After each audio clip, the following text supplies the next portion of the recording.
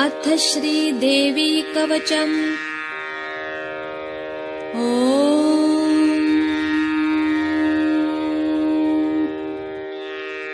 श्रीगणेशाय नमः। अस्य श्रीदेवी कवचस्य ब्रह्मा ऋषिः अनुष्टुप् छन्दः चामुण्डा देवता अङ्गन्यासोक्तमातरो बीजम् दिग्बन्धदेवतास्तत्त्वम् श्रीजगदम्बा प्रीत्यर्थे जपे विनियोगः। ॐ नमश्चण्डिकायै। ॐ मार्कण्डेय उवाच यद्गुह्यं परमं लोके सर्वरक्षाकरं नृणाम् यन्न कस्यचिदाख्यातं तन्मे ब्रूहि पितामह। ब्रह्मोवाच अस्ति गुह्यतमं विप्र सर्वभूतोपकारकम् देव्यास्तु कवचं पुण्यं तच्छृणुष्व महामुने। प्रथमं शैलपुत्रीति द्वितीयं ब्रह्मचारिणी तृतीयं चन्द्रघण्टेति कूष्माण्डेति चतुर्थकम् पञ्चमं स्कन्दमातेति षष्ठं कात्यायनीति च सप्तमं कालरात्रिश्च महागौरीति चाष्टमम् नवमं सिद्धिदात्री च नवदुर्गा प्रकीर्तिताः। उक्तान्येतानि नामानि ब्रह्मणैव महात्मना अग्निना दह्यमानस्तु शत्रुमध्ये गतोरणे विषमे दुर्गमे चैव भयार्ताः शरणं गताः न तेषां जायते किञ्चिदशुभं रणसङ्कटे नापदन्तस्य पश्यामि शोकदुःखभयं नहि यैस्तु भक्त्या स्मृता नूनं तेषां सिद्धिप्रजायते ये त्वां स्मरन्ति देवेशि रक्षसे तान्न संशयः। प्रेतसंस्था तु चामुण्डा वाराही महिषासना ऐन्द्री गजसमारूढा वैष्णवी गरुडासना माहेश्वरी वृषारूढा कौमारी शिखिवाहना लक्ष्मी पद्मासना देवी पद्महस्ता हरिप्रिया श्वेतरूपधरा देवी ईश्वरी वृषवाहना ब्राह्मी हंससमारूढा सर्वाभरणभूषिता इत्येता मातरः सर्वाः सर्वयोगसमन्विताः नानाभरणशोभाढ्या नानारत्नोपशोभिताः दृश्यन्ते रथमारूढा देव्यः क्रोधसमाकुलाः शङ्खं चक्रं गदां शक्तिं हलं च मुसलायुधम्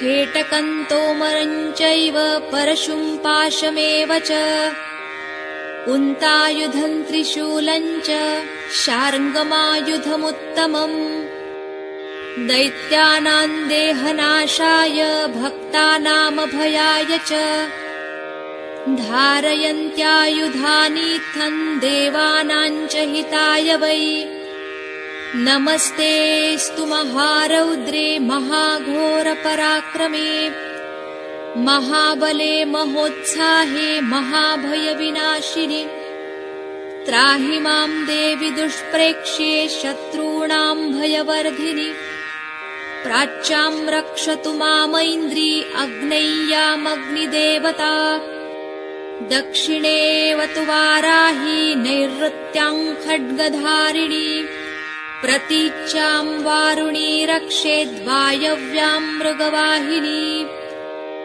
उदीच्यां रक्षकौबेरि ईशान्यां शूलधारिणी ऊर्ध्वं ब्रह्माणि मे रक्षे दधस्ताद्वैष्णवी तथा एवं दश दिशो रक्षे चामुण्डा शववाहना जया मे अग्रतस्थातु विजयास्थातु पृष्ठतः अजिता वामपार्श्वे तु दक्षिणे चापराजिता शिखां मे द्योतिनी रक्षे दुमामूर्ध्नि व्यवस्थिता मालाधरी ललाटे च भ्रुवौ रक्षेद्यशस्विनी त्रिनेत्रा च भ्रुवोर्मध्ये यमघण्टा च नासिके शङ्खिनी चक्षुषोर्मध्ये श्रोत्रयोर्द्वारवासिनी कपोलौ कालिका रक्षेत् कर्णमूले तु शाङ्करी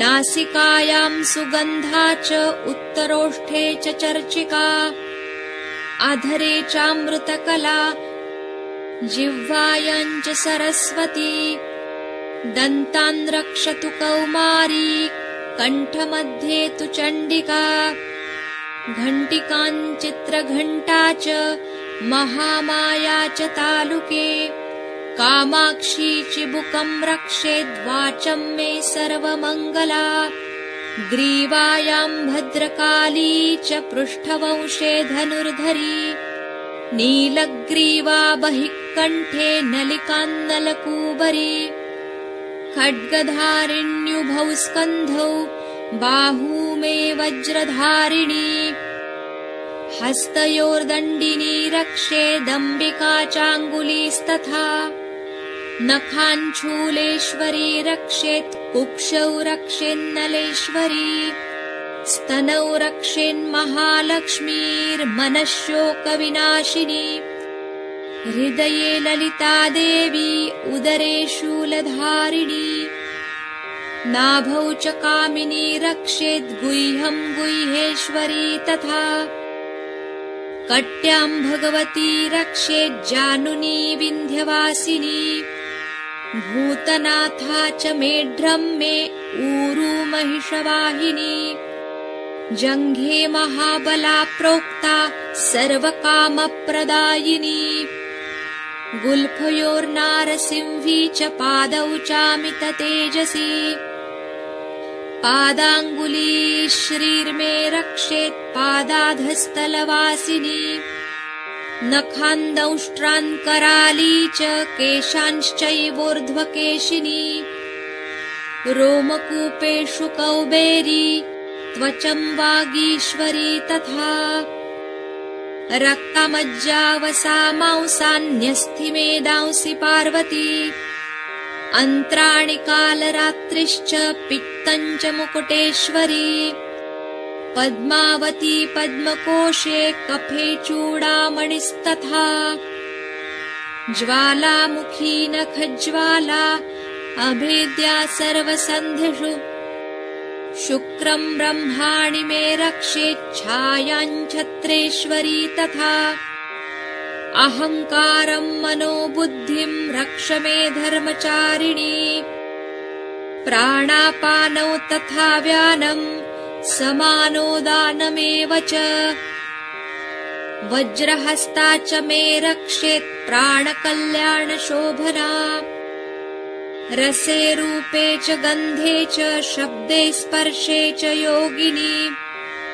सत्त्वं रजस्तमश्चैव रक्षेन्नारायणी सदा आयु रक्षतु वाराही धर्म रक्षतु वैष्णवी यशः कीर्तिं च लक्ष्मीं च सदा रक्षतु वैष्णवी गोत्रमिन्द्राणि मे रक्षेत् पशून् मे रक्ष चण्डिके पुत्रान् रक्षेन्महालक्ष्मीर्भार्यां रक्षतु भैरवी मार्गं क्षेमकरी रक्षेद्विजया सर्वतः स्थिता रक्षाहीनं तु यत्स्थानं वर्जितं कवचेन तु तत्सर्वं रक्ष मे देवी जयन्ती पापनाशिनी पदमेकं न गच्छेत्तु यदीच्छेच्छुभमात्मनः कवचेनावृतो नित्यं यत्र यत्राधिगच्छति